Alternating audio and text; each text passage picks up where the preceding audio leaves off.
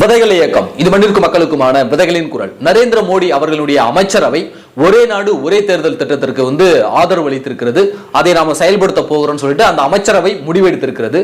அதற்கு ஒரு 30க்கும் மேற்பட்ட கட்சிகள், பிராந்திய கட்சிகள், தேசிய கட்சிகள் சொல்லிட்டு ஒரு 30க்கும் மேற்பட்ட கட்சிகள் ஆதரவும் அளித்திருக்கிறது. ஒரு 15க்கும் மேற்பட்ட கட்சிகள் எதிர்ப்பும் தெரிவித்திருக்கிறது. தேசிய அளவில் தேசிய கட்சிகளாக இருக்கக்கூடிய காங்கிரஸ், கம்யூனிஸ்ட் கட்சிகள் மற்றும் ஆம் ஆத்மி கட்சிகள் எதிர்ப்பு தெரிவித்திருக்கிறது. மாநிலங்கள் கட்சியில குறிப்பா திராவிட முன்னேற்ற கழகமும் அதிமுகவும் எதிர்ப்பு தெரிவித்திருக்கிறது ஒரே நாடு ஒரே தேர்தல் திட்டத்திற்கு. இதற்கு மாநில அரசுல இருக்கக்கூடிய இந்த திராவிட முன்னேற்ற கழக அரசு என்ன இப்ப விமர்சனம் அதிமுகவின் மீது வைக்குதுனாக்க, நீங்கள் ஆட்சியில் இருக்கும்போது நீங்க ஒரே நாடு ஒரே தேர்தல் திட்டத்தை நீங்க ஆதரிச்சீங்க, இன்னைக்கு என்ன எதிர்க்கிறீங்க, ரட்ட வேஷம் போடுறீங்களா அப்படின்னு சொல்லிட்டு அதிமுகவின் மீது மீண்டும் பழிகளை சுமத்துறாங்க. இன்னைக்கு திமுக நாங்கள் தான் உத்தமர்கள் சொல்லிட்டு ஒரு வேஷம் கட்டுறாங்க இல்லைங்களா. இந்த ஒரே நாடு ஒரே தேர்தல் இருக்குல்ல, இதற்கு முதல் விதை போட்டதே திமுக தான். அதை அவர்கள் மறந்து விட்டார்கள். கடந்த கால வரலாறு என்பது என்றைக்கும் மாறாது. கடந்த கால வரலாறு நம் கண் முன்னாடி அப்படியே இருக்குது. அப்போ இந்த ஒரே நாடு ஒரே தேர்தலுக்கு முதல் விதை போட்டது கலைஞர் கருணாநிதி அவர்கள். இந்த ஒரே நாடு ஒரே தேர்தலை முதலில் நாம தான் செய்யணும் அப்படின்னு முதலாக அறிவித்தது, முதலாக நடைமுறைக்கு கொண்டு வந்தது யாருடைய ஆட்சி காலத்தில் தெரியுமா? கலைஞர் கருணாநிதி அவர்கள் ஆட்சி காலத்தில், திமுகவினுடைய ஆட்சி காலத்தில். நான் ஆதாரம் இருந்தால் பேசுவேன், ஆதாரம் இல்லை என்றால் கம்முன்னு இருந்துருவேன், அதை பத்தி பேச மாட்டேன். ஆதாரம் இருக்குது. எங்க இருக்குது அப்படின்னாக்க, கலைஞர் கருணாநிதி அவர்கள் எழுதிய நெஞ்சுக்கு நீதி என்ற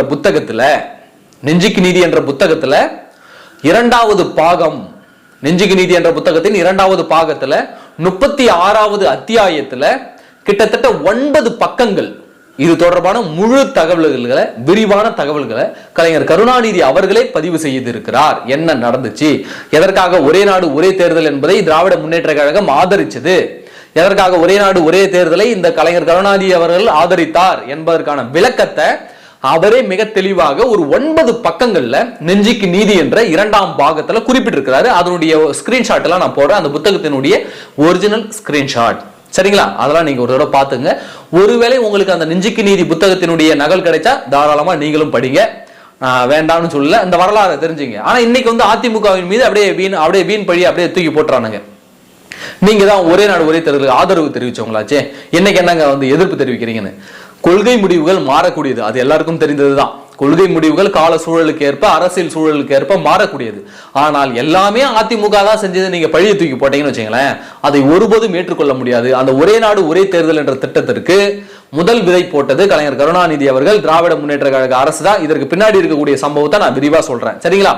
1970ல இந்திரா காந்தி அம்மையார் ஆட்சியில் இருக்கும்போது அவர் மன்னர் மானிய ஒழிப்பு, மன்னர்களுக்கு வழங்கப்பட்டு வந்த சலுகைகளை ஒழிக்கணும் அப்படின்னு சொல்லிட்டு செப்டம்பர் மாதத்துல குடியரசுத் தலைவரின் மூலமாக ஒரு அவசர சட்டத்தை பிறப்பிக்கிறாங்க. மன்னர்களுக்கு இருந்த அதிகாரங்கள் எல்லாம் செல்லுபடி ஆகாது, அவர்களுக்கு வழங்கப்பட்ட வந்த மானியங்கள் எல்லாம் செல்லுபடி ஆகாதுன்னு சொல்லிட்டு குடியரசுத் தலைவர் மூலமாக ஒரு அவசர சட்டம் பிறப்பிக்கப்படுது.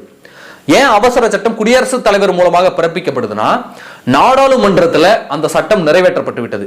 மன்னர் மானிய ஒழிப்பு, மன்னர்களுக்கு வழங்கப்பட்ட அதிகாரங்கள் ஒழிப்பு குறித்த சட்டம் நாடாளுமன்றத்துல நிறைவேற்றப்பட்டு விட்டது. ஆனால் மாநிலங்களவையில அதை நிறைவேற்ற முடியவில்லை. ஒரே ஒரு வாக்கு வித்தியாசத்துல அது தோல்வியை தழுவினது. அது மட்டுமில்லாமல் இந்த மன்னர் மானிய ஒழிப்புக்கு, இந்த தீர்மானத்திற்கு எதிராக வாக்களித்தவர் அன்று நம்முடைய காமராசர் அவர்கள். அன்னைக்கு எதிர்ப்பு தெரிவித்தார், மன்னர் மானியத்தை ஒழிக்க கூடாது அப்படின்னு. அந்த மன்னர்களுக்கு ஆதரவாக அன்றைக்கு வாக்களித்தால் ஐயா காமராசர் அவர்கள். அதுவும் பதிவுகளை இருக்கு, வரலாற்றை மாற்ற முடியாதுல, அதுவும் பதிவுல இருக்கு. ஐயா காமராசரின் மீதும் சில விமர்சனங்கள் இருக்கு. இங்க விமர்சிக்கப்படாத தலைவர்களே இங்க யாரும் கிடையாது. எல்லா அரசியல் இயக்கம், அரசியல் கட்சின்னு வந்துட்டாலே எல்லாரும் விமர்சிக்கப்படுவார்கள் தான், விமர்சிக்கப்படாத தலைவர்களே கிடையாது. சரிங்க, அப்போ இந்த தீர்மானம் அங்க மாநிலங்களவையில ஒரு வாக்கு வித்தியாசத்துல தோற்கடிக்கப்படுது. மன்னர்களுக்கு மானியம் வழங்குவது, மன்னர்களுக்கு சலுகைகள் வழங்குவது கூடாதுன்னு சொல்லி கொண்டு வந்த தீர்மானம் அங்கு தோற்கடிக்கப்படுது. அதனால தான் இந்திரா காந்தி என்னறாங்க, இந்திரா காந்தி அயன் லேடி, ஒரு புடி பிடிச்சாங்கன்னா அதை விட மாட்டாங்க.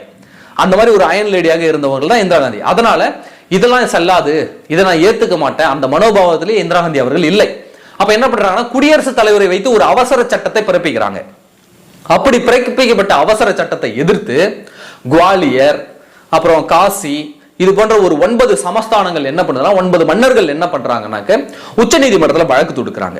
குடியரசுத் தலைவர் கொண்டு வந்த இந்த சட்டத்தை ரத்து பண்ணணும், எங்களுக்கு பழையபடி மன்னர் மானியம் வழங்கணும், பழையபடி எங்களுக்கு அதிகாரம் கொடுக்கணும், மன்னர்களுக்கான அதிகாரத்தை கொடுக்கணும்னு சொல்லிட்டு உச்ச நீதிமன்றத்தில் வழக்கு போடுறாங்க. ஒரு 21 நாள் விசாரணை நடக்குது. அந்த விசாரணை முடிவுல செப்டம்பர் மாசம் தான் அந்த தீர்ப்பும் வருது. செப்டம்பர் மாசம் அந்த தீர்ப்பு வரும்பொழுது உச்ச நீதிமன்றம் என்ன பண்ணுதுன்னா மன்னர்களுக்கு ஆதரவாக தீர்ப்பளிக்குது. அதாவது மன்னர் மானியங்களை ஒழிக்க கூடாது, மன்னர்களுக்கு வழங்கப்பட்ட அதிகாரங்கள் அப்படியே இருக்கணும் அப்படின்னு சொல்லிட்டு செப்டம்பர் மாதம் உச்ச நீதிமன்றம் தீர்ப்பு வழங்குது. அது இன்னும் கவலையடைய செய்து இந்திரா காந்தி அவர்களை. அப்ப இந்திரா காந்தி அவர்கள் என்ன பண்றாங்கன்னாக்க இதை எப்படி நிறைவேற்றணும்னு எனக்கு தெரியும், எப்படி அந்த அதிகாரத்தோடு முழு அதிகார பலத்தோடு நிறைவேற்றணும்னு எனக்கு தெரியும் அப்படின்னு சொல்லிட்டு அப்போ டிசம்பர் மாதம் அந்த நாடாளுமன்றத்தை கலைக்கிறதுக்கான அறிவிப்பு வெளியிடுறாங்க.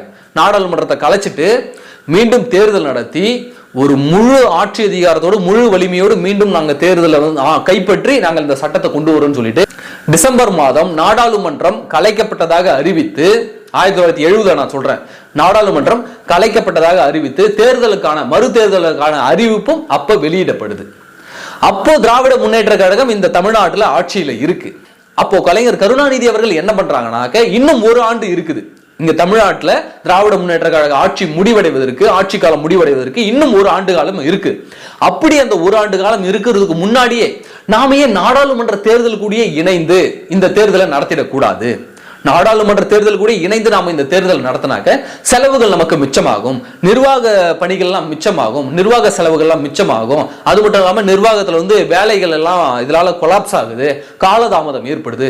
நாம ஏன் நாடாளுமன்ற தேர்தல் கூடவே நம்மளுடைய சட்டமன்ற தேர்தலையும் ஒரு வருஷத்துக்கு முன்னாடி நம்முடைய ஆட்சியை கலைச்சு விட்டு ஒரு வருஷத்துக்கு முன்னாடியே நாமளும் ஏன் தேர்தலை நடத்தக்கூடாது அப்படின்னு சொல்லிட்டு கலைஞர் கருணாநிதி அவர்களும் திமுகவினுடைய மற்ற உறுப்பினர்கள், மூத்த உறுப்பினர்கள் எல்லாரும் கலந்து ஆலோசித்து 1971 ஜனவரி மாதமே ஆட்சியை கலைத்து விட்டு தேர்தல் நடத்துவதற்கான அறிவிப்பையும் வெளியிடுவதற்கு தயாராயிடுச்சு திராவிட முன்னேற்ற கழகம். அந்த நிகழ்வை நான் விரிவா விவரிக்கிறேன், அதனுடைய ஸ்கிரீன்ஷாட்ஸையும் நான் போடுறேன், நீங்க பாருங்க.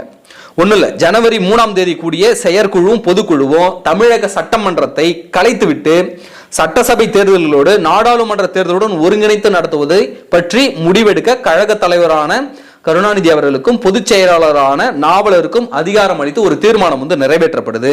அதற்கு அடுத்த நாள் ஜனவரி 4ஆம் தேதி காலையில 11:15 ஆளுநரை சந்தித்து அன்று காலையில் கூடிய தமிழக அமைச்சரவை கூட்டத்தில் எடுக்கப்பட்ட முடிவினை தெரிவிச்சிட்டாங்க.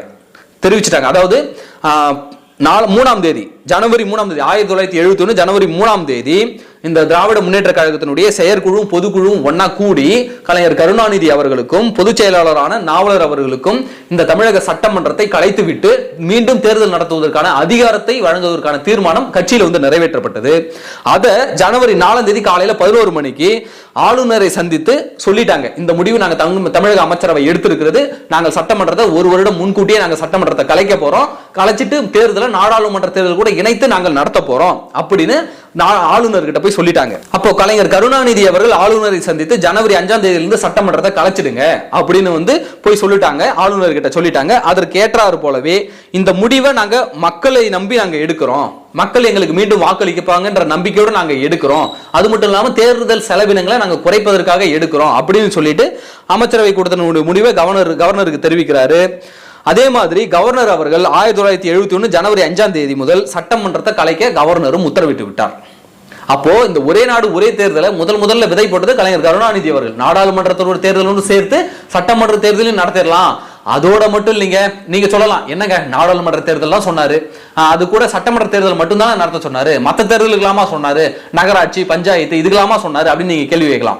அதுக்கும் சேர்த்துதான் அவர் சொல்லியிருக்காரு, நான் சட்டமன்ற தேர்தல் மட்டும் இல்லைங்க, நாடாளுமன்ற தேர்தல் கூட சட்டமன்ற தேர்தல், பஞ்சாயத்து, நகராட்சி தேர்தல்கள் இந்த 4 தேர்தல்களையும் ஒரே சமயத்தில் நடத்தினாக்க நமக்கு செலவினங்கள் மிச்சமாகும், நமக்கு கால விரயம் மிச்சமாகும்.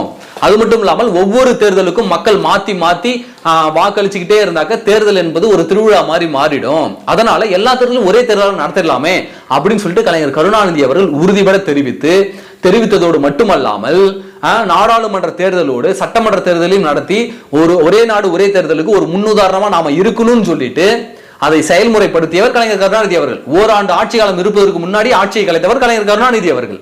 ஆனால் இன்றைக்கு அதிமுகவின் மீது இன்றைக்கு தீராத பழிய தூக்கி நீங்க போடுறீங்க. இவங்களாவது ஆதரிச்சு பேசினாங்க, ஆனா நீங்க அதை செயல் வடிவம் கொண்டு வந்து பல வருடங்களுக்கு முன்பே செயல் திட்டத்தை தமிழ்நாட்டில் விதைத்தது கலைஞர் கருணாநிதி அவர்கள். எல்லாத்துலயும் இவர்கள் முன்னோடி என்பதை நீங்க மறந்துடக்கூடாது.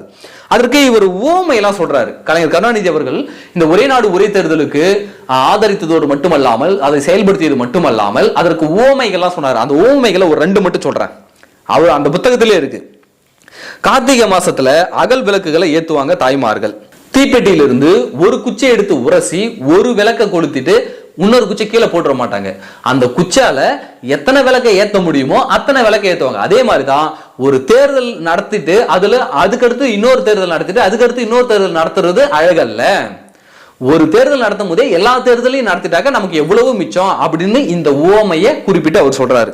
அடுத்து இன்னொரு உவமை பாருங்க. வீட்டில் உள்ள தாய்மார்கள் அடுப்பை பற்ற வைத்து அரிசி உலையில அரிசி போட்டு சோறு வேக வச்சு எடுத்ததுக்கு அப்புறம் திரும்ப அடுப்பு அமைச்சிட்டு குழம்புக்குன்னு தனியா திரும்ப அடுப்பு பத்த வைக்க மாட்டாங்க. ஒரே அடுப்புல பத்த வச்சு அதுலயே சோறு குழம்பு பொரியல் கூட்டு எல்லாத்தையும் செஞ்சு கொடுத்துட மாட்டாங்களா? அதே மாதிரி நாம ஏன் ஒரே நாடு ஒரே தேர்தல்லையே எல்லா பதவிகளுக்குமான இதையும் வச்சிடக்கூடாது? எதற்காக தனித்தனியா தேர்தல் வைக்கணும் அப்படின்னு இத்தனை ஊமைகளையும் அதுல கலைஞர் கருணாநிதி அவர்கள் சுட்டி காட்டி இருக்கிறார். அப்போ இன்னைக்கு இந்த திராவிட முன்னேற்ற கழகத்தினுடைய அடிவருடிகள், அவர்களுடைய இணைய கைக்குலிகள், அவர்களுடைய ஆதரவாளர்கள் இன்னைக்கு என்ன கம்பு சுத்துறாங்கன்னா, ஒரே நாடு ஒரே தேர்தல் என்பது மிக சவாலான விஷயம், இந்த தேசத்துல நடத்தவே முடியாது, அது உண்மைதான், நடத்த முடியாது. சரிங்களா? ஒரே நாடு ஒரே தேர்தல் என்பது நிச்சயம் சாத்தியம் கிடையாது. ஏன்னாக்க இப்ப ஒரு ஆட்சி கவிழ்ந்துருச்சு அப்படின்னாக்க அப்ப அடுத்த 5 ஆண்டு வரும் வரைக்கும் அந்த ஆட்சியை யார் முன்னின்று நடத்துவார்? ஆளுநர் நடத்துவாரா அல்லது இடைக்கால அரசு யார் நிற்கின்ற பெரிய குழப்பம் ஏற்படும். அதனால அந்த ஒரே நாடு ஒரே தேர்தல் என்பது நிச்சயம் சாத்தியம் கிடையாது என்பது உண்மைதான். ஆனா அதற்காக நீங்கள் அதிமுகவின் மீது அவதூறு பரப்புனீங்கல்ல, இந்த ஒரே நாடு ஒரே தேர்தலுக்கு நீங்க அப்ப ஆதரவளிச்சீங்க, இப்ப எதிர்ப்பு தெரிவிக்கிறீங்க அப்படின்னு கேட்டீங்கல்ல, அப்ப நீங்க என்னமோ ஒரே நாடு ஒரே தேர்தலுக்கு அப்படியே ஒரே கொள்கை நிலைப்பாடோடு இருந்த மாதிரி பேசுறீங்க. இவங்களாவது ஆதரவு தெரிவிச்சுட்டு விட்டுட்டாங்க. ஆனா திமுக என்ன பண்ணுச்சு? கலைஞர் கருணாநிதி என்ன பண்ணாரு? ஒரே நாடு ஒரே தேர்தல் வேணும், பஞ்சாயத்து தேர்தலும் நகராட்சி தேர்தலும் சட்டமன்ற தேர்தலும் நாடாளுமன்ற தேர்தலும் ஒன்னா வையுங்க அப்படின்னு சொன்னதோடு மட்டுமல்லாமல் அதற்கு முன் உதாரணமாக, எப்படி ஒரே நாடு ஒரே தேர்தலுக்கு முன் உதாரணமாக இன்னும் ஓராண்டு காலம் இருந்த தன்னுடைய ஆட்சி காலத்தையும் பொருட்படுத்தாமல் அமைச்சரவையை கலைச்சிட்டு சட்டமன்றத்தை கலைச்சிட்டு ஆளுநர்கிட்ட சொல்லி சட்டமன்றத்தை கலைச்சிட்டு அதற்கு முன்னுதாரணமாக ஒரே நாடு ஒரே தேர்தல் நடத்துவதற்கு ஒரு முன்மாதிரியாக இருந்தவர் கலைஞர் கருணாநிதி அவர்கள். அப்ப நீங்க பேசலாமா? நீங்க அதிமுகவின் மீது குற்றச்சாட்டு வைக்கலாமா? வைப்பதற்கு உங்களுக்கு தகுதி இருக்கிறதா? அப்ப இந்த கேள்விலாம் நாங்க கேட்கிறோம்ல, இதற்கெல்லாம் நீங்க பதில் சொல்லணும்ல. அப்போ உங்க கதையை இங்க நாரிக்கிட்டு கிடக்கு. யாருகிட்ட என்ன பேசிக்கிட்டு இருக்கீங்க? இதெல்லாம் வலுவான ஆதாரங்கள். ஆதாரம் இல்லாமல் நாங்கள் பேசவில்லை. இதை திராவிட முன்னேற்ற கழகத்தினரை மறுக்க முடியாது. அப்போ அனைத்து இந்திய அண்ணா திராவிட முன்னேற்ற கழகத்தின் மீது தொடர்ச்சியாக நீங்கள் பரப்பக்கூடிய அத்தனை வதந்திகளையும், அத்தனை நாசகார கொள்கைகளையும், அத்தனை அவதூறுகளையும் ஒவ்வொரு நாங்கள் வெளிச்சம் போட்டு காட்டுவோம். இந்த திராவிட முன்னேற்ற கழகத்தின் முகத்திரையை ஒவ்வொரு நாளும் கிழிப்போம். சரிங்களா? நன்றி.